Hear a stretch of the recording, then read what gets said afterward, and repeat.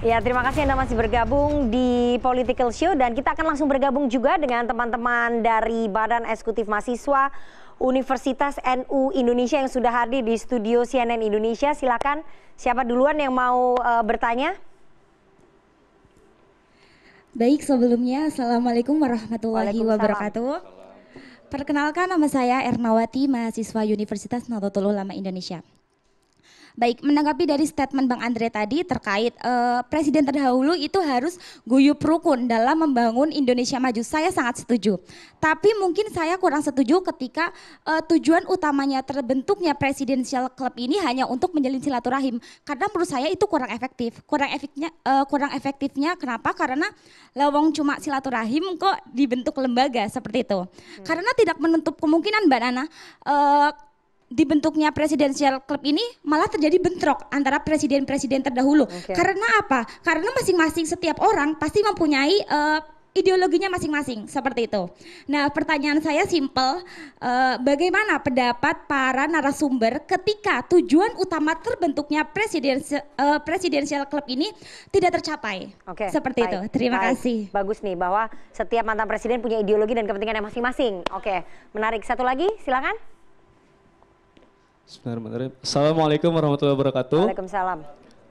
Perkenalkan, nama saya Ahmad Jaki, saya mahasiswa dari Universitas Nahdlatul Ulama Indonesia. Melihat perihal terkait presidensial klub yang dibangun statement oleh Prabowo ini memiliki tujuan lembaga yang begitu signifikan gitu, atau bahaya juga gitu. Nah, dengan kejadian seperti ini, perannya one team press itu bagaimana, dan pentingnya presidensial club ini bukankah menjadi acuan atau menjadi kebingungan sebagai presiden untuk mengambil keputusan? Gitu. Menarik. Terima kasih. Menarik bahwa akan menimbulkan kebingungan karena terlalu banyak saran mungkin ya. Ya, saya langsung ke Bang Andre. Bang Andre, ini bagaimana bahwa presidensial club justru nanti akan menimbulkan kebingungan kepada Pak Prabowo karena terlalu banyak saran yang masuk, dan jika masing-masing ketiga mantan presiden ini memiliki ideologi dan kepentingan yang berbeda. Silakan. Jadi Nana, yang perlu dipahami oleh semua pihak, kita tahu seluruh mantan presiden kita itu adalah negarawan yang ingin negara ini menjadi negara lebih baik dan juga lebih maju dan lebih dihargai oleh seluruh negara di seluruh dunia. Tentu saran-saran mereka akan merupakan saran-saran dan masukan yang positif untuk kebaikan bangsa dan negara. Jadi kita tidak perlu khawatir berlebihan ya. Saya rasa presidensial club ini kalaupun nanti terwujud ya, itu menjadi forum silaturahim yang informal tapi sangat efektif untuk memberikan masukan kepada presiden yang menjabat, dan juga mungkin saja yang seperti disampaikan Jansen, ya presiden yang menjabat bisa minta tolong, minta kepada presiden, mantan presiden untuk melakukan tugas-tugas yang dia mungkinkan dan sangat penting mewakili negara dan bangsa yang kita cintai ini. Jadi tidak perlu kita terlalu berlebihan. Ini niatnya niat yang baik, niatnya yang tulus untuk guyup dan pemerintahan lebih efektif dan Indonesia jauh lebih baik. Itu terima tujuannya kasih. Seperti itu. Terima kasih. Tidak usah terlalu banyak prasangka yang aneh-aneh. Ya, terima kasih anggota Dewan Pembina Partai Gerindra Bang Andre Rosiade. Selamat selamat terbang ke Paris. Semoga timnas Indonesia lolos ya Olimpiade. Ya, saya mau ke Bang Jansen. Silakan Bang Jansen. Tadi saya kasih kesempatan. Pertama itu tadi kan ada istilah zaken kabinet katanya. Ini kan istilah Belanda nih, artinya kabinet ahli.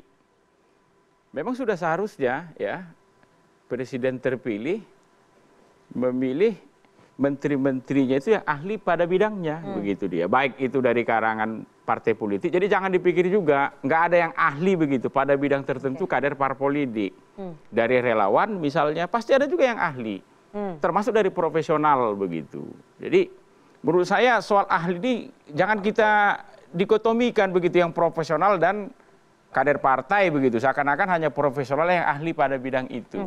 Kadang dalam konteks tata kelola negara begitu, dia profesional tapi jam terbang politiknya nggak ada, RDP ke DPR saja, si menteri proporsional itu kadang nggak pede. Baik. Gimana nanti ya itu Baik. komunikasi dengan anggota DPR di sana? Karena ada juga keputusan-keputusan ini yang memang harus diberesi secara politiknya begitu. baik. Jadi penting ini. Ya. Itu yang pertama. Oke, ini kita waktunya udah mau habis nih. Ayo. Enggak, yang kedua terakhir gini maksud saya. Kan tadi Mas Toto sampaikan di Amerika itu cuma 15 katanya kabinetnya. Nggak bisa kita bandingkan antara Amerika dan Indonesia, ini kaitannya dengan soal kebutuhan kabinet. Kalau kita baca konstitusi Amerika dan Indonesia, secara domestik Presiden Indonesia ini lebih kuat ke domestiknya. Lemah sekali Presiden Amerika itu ke domestiknya. Karena urusannya itu jaksa contohnya begitu. Negara bagian ada jaksa, ada gubernurnya sendiri. Itu makanya aku bilang tadi.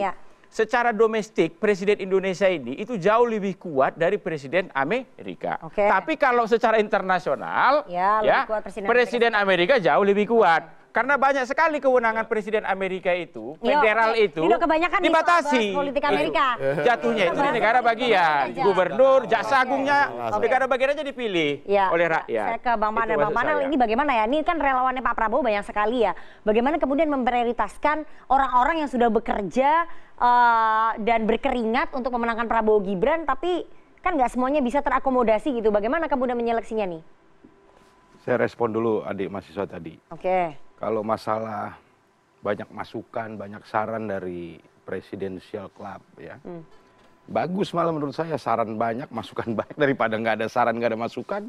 Tapi kan bikin bingung. Itu kan kesimpulannya Bukan Nana. itu disampaikan oleh teman-teman mahasiswa. Enggak, itu kesimpulannya Nana, bahwa banyak masukan, banyak syarat bikin bingung. Itu pertanyaannya. Menurut saya banyak saran, banyak masukan itu positif. Baik. Baik. Ya. Daripada nggak ada masukan, nggak ada saran. Ya. Gitu. Jadi nggak akan menimbulkan kebingungan ya. Yang kedua, saya coba respon Mas Toto, ada 3 hal tadi. Mas Toto menyampaikan, 1, persatuan nasional elit atau persatuan kosmetik, dia mengatakan seperti itu. Yang kedua, politik dagang sapi, dan yang ketiga, nanti kita lihat saja yang diangkat seperti apa, kredibel atau tidak, syarat atau tidak. Kami sampai hari ini meyakini bahwa syarat Indonesia maju adalah persatuan nasional. Persatuan nasional itu ya di level elit politiknya juga harus bersatu. Di level rakyatnya juga harus dibangun kesadaran bahwa Indonesia akan maju, syaratnya adalah persatuan. Sebuah bangsa di dunia ini bisa lompat maju karena ada persatuan di dalamnya. Tidak gontok-gontokan, tidak saling fitnah, tidak saling serang. Baik. Hingga dia bisa lompat. Saya tetap berbeda. Sebentar. Nanti saya kasih kesempatan. Ini kita waktunya sudah habis sekali nih. Ayo agak dipercepat. Yang kedua, mengenai politik dagang sapi, saya pikir jangan suujon dulu dengan Pak Prabowo. Pak Prabowo ini dan Mas Gibran orang yang menerima mandat. Baik. Dan sudah ditetapkan 24 April kemarin, Nanti 6 bulan dari 20 24 April, beliau lagi pikirkan itu seperti apa, postur kabinetnya. Kita kasih waktu. Gitu loh. Pembuktiannya 20 Oktober ya? Dan itu masih panjang waktu. Baik. Gitu. Yang ketiga, yang diangkat nanti kredibel atau tidak, memenuhi tuduhan dia dagang sapi atau tidak, saya pikir standarnya dia bagus atau tidak, dia profesional atau tidak, dia memenuhi syarat atau tidak, sehingga itu tidak bisa dibilang politik dagang sapi. Standarnya apa? Gitu loh. Lalu yang terakhir, yang terakhir dulu, mengenai siapa yang bekerja membantu Pak Prabowo dan Mas Gibran di kabinet nanti dari parpol maupun non parpol, saya pikir nggak ada dikotomi itu. Baik. Kita nanti serahkan. Kita tahu pembuktiannya bahwa nomenklatur bertambah ataupun orang-orang yang kredibel masuk itu semua tanggal 20 Oktober nanti.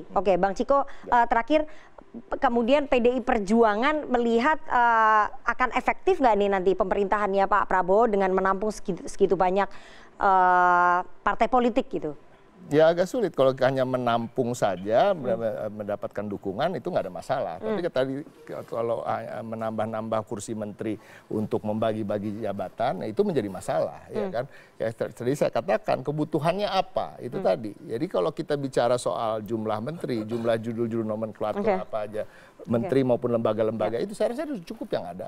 Saya rasa cukup, saya rasa kalaupun memang partai politik itu seharusnya memang menjadi tempat penggodokan kader-kader terbaik dan profesional, tidak perlu lagi ada namanya menteri yang profesional karena memang partai-partai ini kalau betul-betul dipersiapkan untuk mempersiapkan anak-anak terbaik bangsa ini. Baik, terakhir Mas Toto singkat saja ini kita kita bicara jujur aja lah.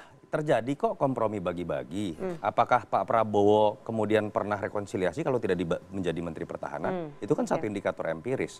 Dan jangan juga menganggap masyarakat kita itu seakan-akan domba yang bisa digembalakan, berpihak, mengambil sikap kalau gembalanya kemudian mengambil sikap. Enggak, masyarakat itu cerdas.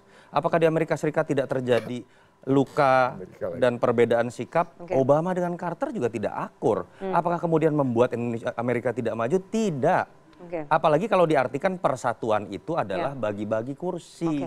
Emangnya pas minta kursi menteri nanya dulu ke konstituennya? Kan tidak. Jadi percayakanlah perbedaan itu keniscayaan. Jangan kemudian segala sesuatu yang berbeda apalagi menjadi oposisi, kritis itu kemudian dianggap sakit hati dan kemudian tidak menjadi bagian dari persatuan nasional. Baik. Setelah ini kita akan dengarkan sentilan-sentilan dari teman-teman Komisi.co seperti apa soal jelang masuknya Pak Prabowo dan juga Mas Gibran ke pemerintahan ya. Dan utak-atik kabinetnya, tapi kita harus jeda terlebih dahulu. Jangan kemana-mana, bersama kami di Political Show.